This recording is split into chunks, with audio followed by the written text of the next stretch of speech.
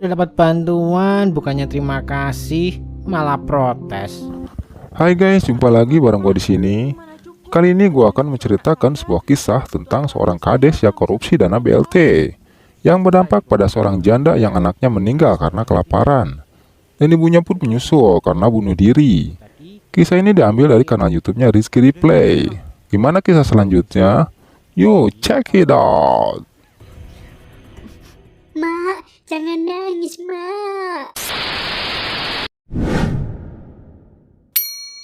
Pak Hari, dana bantuan ini didistribusikan ke seluruh warga di desa Bapak sesuai dengan data keluarga miskin. Kisah ini berawal dari turunnya dana bantuan BLT ke sebuah desa dari pemerintahan pusat. Dana itu cair untuk didistribusikan ke seluruh warga miskin yang ada di desanya setempat. Masing-masing warga miskin mendapatkan Rp500.000. Awalnya di depan petugas pemerintahan pusat, Pak Kades berjanji untuk amanah dengan dana itu. Tapi setelah petugas itu pulang, istri Pak Kades pun bersyukur dengan bantuan itu agar warga desa tercukupi kebutuhannya. Tapi lain halnya dengan Pak Kades itu sendiri, entah jin seblak atau setan gundul mana yang merasuki hatinya, sehingga terbesit niat untuk korupsi dana itu. Istrinya pun marah, tapi Pak Kades Kemblung malah ingin ganti mobil dengan uang dana tersebut. Perempuan tahu apa sih? Sudah diam saja, gak usah ikut campur. Akhirnya Pak Kades dan si John itu pun masuk ke ruangan kerja Pak Kades guna menghitung dana BLT yang ada di koper itu. Sedangkan istrinya berdoa agar suaminya lekas sadar. Sadarkanlah suamiku. Keesokan harinya, Pak Kades dan Jono pun mulai memberikan bansos itu ke seluruh warga miskin yang ada di desanya. Tapi dengan jumlah yang sangat minim dari yang seharusnya 500.000 menjadi 200.000 per warga. Alhasil ibu janda beranak satu itu pun komplain, sebab di amplop tertera tulisan 500.000, sedangkan isinya hanya 200.000 saja. Tak pelak, Pak Kades Kemblung itu pun marah-marah kepada ibu itu dengan alasan, sudah diberi bantuan kok bukan bersyukur malah protes, ungkap Kades si koruptor itu. Lanjut, ibu itu pun menghibah kalau menjak suaminya meninggal sulit mencari kerja untuk biaya hidup anaknya. Lantas ibu itu pun minta full dengan apa yang seharusnya dia dapat dari pemerintahan pusat. Sudah, kita pulang aja.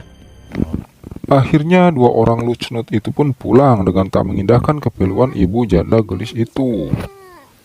Sementara ibu dan anak itu pun menangis sebab cari kerja amatlah susah. Cari kerja susah sekarang. 2 minggu kemudian anaknya pun menangis karena lapar dan akhirnya mereka pun puasa. Lagi ya hari ini. Selang 3 minggu akhirnya ibu itu pun bersyukur karena mendapatkan pekerjaan walau sebatas kuti cuci dan memberikannya kaspon meski belum bekerja. Ibu itu pun memberikan ayam kepada anaknya meski itu ceker ayam. Tapi anaknya tak merespon ibunya bicara. Tapi cuma ceker, gak apa-apa ya.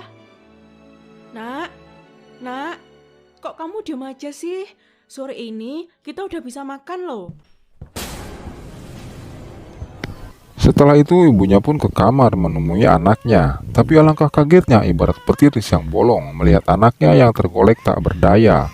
Dan ternyata anaknya pun sudah meninggal. Dalam tangisan itu ibu pun membatin dalam hatinya. Kalau saja dana itu diberikan full, tentu tak akan terjadi anaknya sampai meninggal begini. Dasar kalian penjahat, gumamnya. Apalah artinya hidup tanpa anaknya, mungkin tak ada gunanya. Akhirnya ibu itu pun melihat racun serangga yang berada di pojok kamar itu dan tak berpikir panjang akhirnya mati. Sementara di rumah Kades Lucnut itu sudah terparkir mobil putih mewah hasil dari korupsi dana itu. Si Lucnut pun menelpon pada si John untuk datang ke rumahnya kalau dia akan mendapatkan bonus dari hasil uang haram. Ih, bagus banget emang mobil keluaran terbaru ini. Nggak nyesel belinya.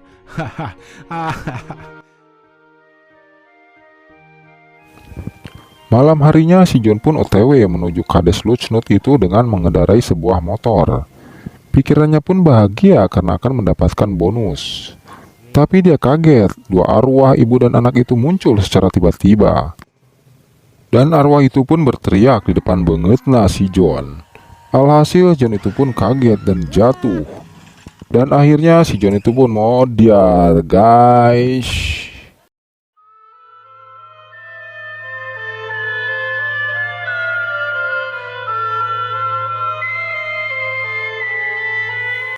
Sementara di rumah si Kades lucu itu pun sedang menunggu si John. Tak disangka si Sewang Haram pun masih menumpuk di mejanya. Tiba-tiba terdengar suara perempuan menangis terseduh-seduh. Si Kades Gemblung pun kaget. Dia berpikir mungkin cuma perasaannya saja. Tapi setelah itu suara anak kecil pun terdengar. Lapar om. Ternyata suara itu pun ada di kolong meja si Gemblung dengan penampakan bocah seram. Si Kades pun Lusnut itu langsung kaget dan terjatuh dari bangkunya. Kemudian datanglah arwah hantu perempuan itu dengan berwajah seram. Dan diterbangkanlah uang itu. Dan disumpahkannya ke mulut si Kades itu. Dan akhirnya si Kades itu modar, guys. Ini untukmu.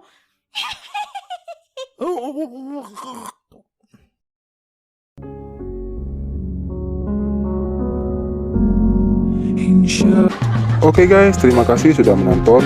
Bagi yang belum subscribe, mangga di subscribe agar kalian dapat menonton alur cerita yang lebih seru lagi. Terima kasih, wassalam.